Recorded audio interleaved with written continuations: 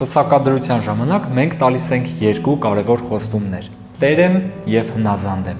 Այս խոսքերը ճիշտ հասկանալու համար պետք է ընդամենը ուշադրություն դարձնել, որ ծեսի ընթացքում քահանան թագադրում է հարսին ու փեսային։ Այսինքն քրիստոնեական ընտանիքում չկա ենթակա ու վերադաս, չկա իշխան ու ծառայող, չկա խտրականություն, այլ կա թագավոր ու թագուհի։ Պետք է իմանալ, որ ծիսական այս կարգը գալիս է այն ժամանակներից, երբ մենք դեռ հզոր թագավորություններ ունեինք։ Թագուհին անշուշտ հնազանդ էր երկրի առաջնորդին, թագավորին, սակայն այդ թագավորի հաջողությունը մշտապես պայմանավորված էր իր թագուհու հավատարիմ և իմաստուն ներկայությամբ։ Ընտանիքն էլ փոքրիկ թագավորություն է, այստեղ իհարկե կան տերերի տարբերություններ, բայց ոչ երբեք նվաստացում։ Աստվածաշունչն էլ ասում է. ամուսիններ, սիրեք ձեր կանանց այնպես, ինչպես Քրիստոս սիրեց իր եկեղեցին և իր անձը զոհաբերեց հանուն նրա։ Կանայք, հնազանդվեք ձեր ամուսիններին այնպես, ինչպես եկեղեցին է հնազանդ Հիսուս Քրիստոսին։ Այս հնազանդության մեջ միայն սեր կա,